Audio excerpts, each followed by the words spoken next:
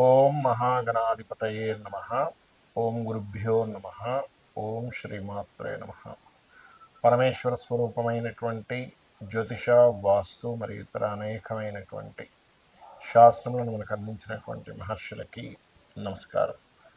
హయగ్రీవ హయగ్రీవ హయగ్రీవేతి యోవధేత్ తస్య నిస్సరతేవాణి జన్మకన్యా ప్రవాహవత్ అరుణాం కరుణాతరంగితాక్షీం ధృతపాశాంకుశపుష్పబాణచాపాం అనిమాదిభిరావృతాం మయూకైః అహమిత్యేవ విభావయే భవానీం. శ్రీమాత్రే నమః.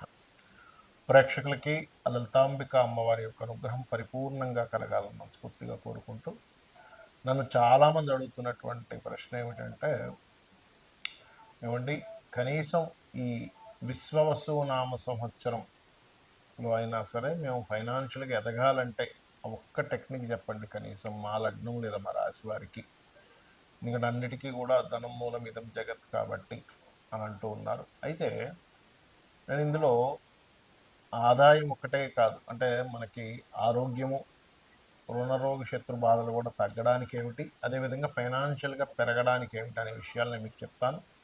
అయితే ఈ విషయాలు చెప్తుంది నేనైనప్పటికీ కూడా చెప్పిస్తుంది సాక్షాత్ లలిత అమ్మవారిగా భావిస్తూ ఒక్కొక్క లగ్నం గురించి తెలుసుకుందాం. లగ్నము మిథున రాశి. మిథునం వారికి సహజంగానే మిథున లగ్నం వారికి ఉండేటువంటి లక్షణాలు ఏమిటంటే మంచి తెలివితేటలు ఇస్తాడు భగవంతుడు. అంటే ఇస్తాడంటే ఏమండి ఒక్కరి వరకే ఇస్తారు మిగతా వాళ్ళకి ఎవరు అంటే ఖచ్చితంగా అందరికీ ఇస్తాడు. కాకపోతే పంచమాధిపతి లగ్నంలో సంబంధం కలిగిన, లగ్నాధిపతి పంచమ అధిపతితో సంబంధం కలిగిన, భాగ్యాధిపతితో సంబంధం కలిగిన మంచి తెలివితేటలు ఉంది. అందులో ముఖ్యంగా మిథున లగ్నానికి ఎందుకు ఎక్కువగా అంటే బుధుడు ఇక్కడ పంచమాధిపతి అవుతాడు. అంటే శుక్రుడు పంచమాధిపతి అవుతాడు, బుధుడు లగ్నాధిపతి. బుధుడు సహజంగా తెలివితేటలకు కారకుడు అవుతాడు. ఎప్పుడైతే తెలివితేటలకు కారకుడు అవుతాడో బుధుడు, లగ్న చతుర్థాధిపతి ఎప్పుడైతే అవుతున్నాడో బుధుడు, పంచమాధిపతి శుక్రుడు అవుతాడు. కాబట్టి ఈ లగ్నాధిపతికి ఉండేటువంటి లక్షణం, సహజ లక్షణం ఏంటంటే పంచమాధిపతికి ఉండేటువంటి లక్షణం ఈ బుధుడికి ఉంటుంది. అంటే తెలివితేటల లక్షణాలు బుధుడికి ఇన్బిల్ట్గా ఉంటాయి కాబట్టి వీళ్ళకి మంచి తెలివితేటలు. అయితే ఇందులో చాలామంది ధనాధిపతి మాకు చంద్రుడు కదండి, చంద్రుడు అంటే ఫుడ్కి కారకుడు కదా, ట్రాన్స్పోర్టింగ్కి కారకుడు కదా, మాకు దాంట్లో కలిసి వస్తుందా అంటే బేసిక్ లెవెల్ వరకు ఓకే. కానీ ఆ చంద్రుడు కనుక వేరే ఏ గ్రహాలతో కలిసి ఉన్నాడో, ఏ గ్రహాలతో కనెక్టివిటీ అయి ఉన్నాడో దాన్ని బట్టి మీకు ధనయోగం ఉంటుంది. అయితే ఇక్కడ ఎప్పుడూ కూడా మనం ఒక పని చేయాలంటే కొన్నిటిని త్యాగం చేయాలి, వదిలేసేయాలి, కొన్నిటిని మనం అనుసరించాలనేటువంటిది ఉంటుంది ఏ పనికైనా కానీ, గుర్తుపెట్టుకోండి. అలాగే ధనయోగం కలగాలంటే కూడా మిథున లగ్నం వారు చేయవలసింది ఏమిటి, ఏ మంత్ర సాధన చేస్తే మీకు ధనయోగం కలుగుతుంది అంటే ఓం స్కందాయ నమ, ఓం దత్తాత్రేయాయ నమ, లేదా జయ గురుదత్త శ్రీ గురుదత్త, ఓం స్కందాయ నమ, జయ గురుదత్త శ్రీ గురుదత్త అనేటువంటి నామస్మరణ ఎవరైతే చేస్తారో 100% ఫైనాన్షియల్గా గ్రోత్ అనేటువంటిది పెరిగి తీరుతుంది. ఇందులో ఎటువంటి సందేహం లేదు. మరి ఏ పదార్థాలు మీరు దానంగా ఇవ్వాలి అని చెప్పి చూసుకున్నట్లయితే ముఖ్యంగా మీరు పెసలు, నువ్వులు, బొబ్బర్లు దానంగా ఇస్తూ ఉండండి. మరి మాకు దానం ఇచ్చేటువంటిది లేదంటే మీరు గోవుకి ఏదైనా తినిపించవచ్చా వీటిని అంటే నువ్వులు పొరపాటును కూడా తినిపించకూడదు, గుర్తుపెట్టుకోండి. పెసలు ప్రదేశంలో ఆకుకూరలు అంటే ముఖ్యంగా గోంగూర తినిపించవచ్చు. నువ్వుల బదులుగా గోవుకి బెల్లం తినిపించవచ్చు. ఈ యొక్క బొబ్బర్ల బదులుగా తీపి చపాతీలు తినిపించవచ్చు. ఖచ్చితంగా మీకు ధనయోగం కలిగి తీరుతుంది.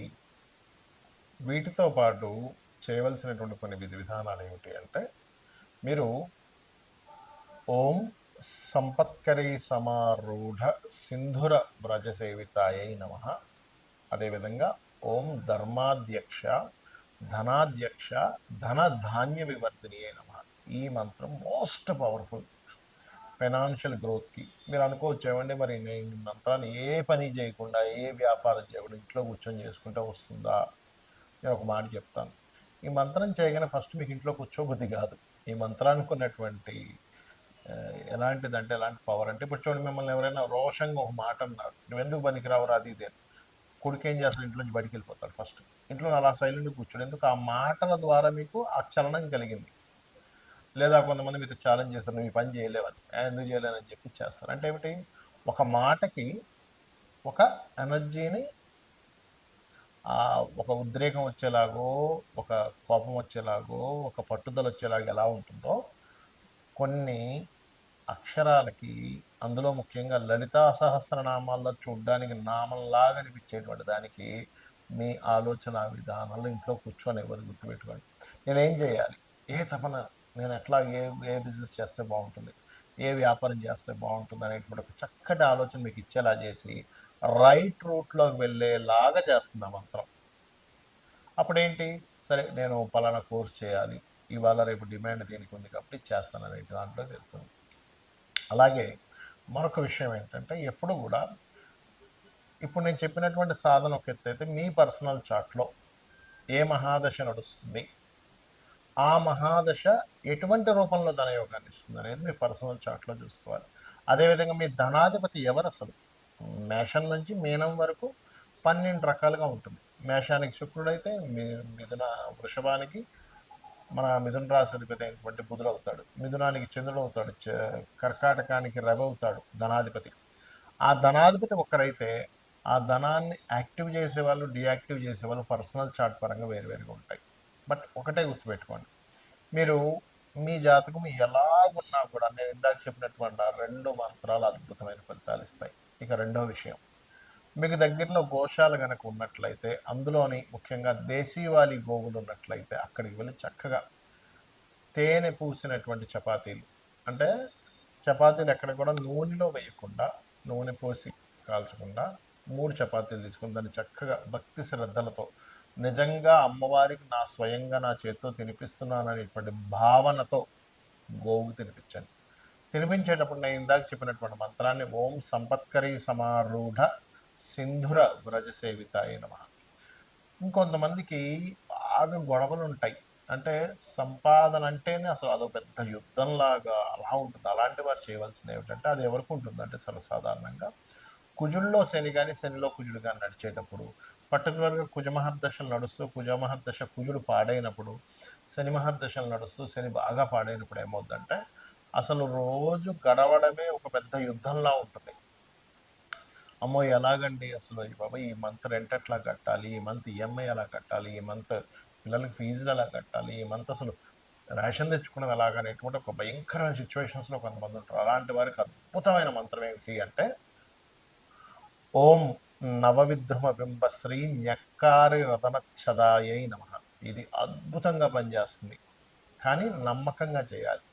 చాలామంది అంటుంటారు, ఏమంటే నమ్మకంగా చేయాలి, నమ్మకంగా చేయాలి. ఎందుకు నమ్మకంగా చేయాలి అంటే, దానికి కూడా నేను మీకు చెప్తాను ఇప్పుడు సమాధానం. ఏమిటంటే, దేవతకు ఉన్నటువంటి లక్షణం ఏమిటంటే, మనం నమ్మినప్పుడు, అరే నన్ను నమ్మాడు కాబట్టి నేను ఇది చేయాలనేటువంటి ఒక ధర్మం ఉంటుంది దేవతకి.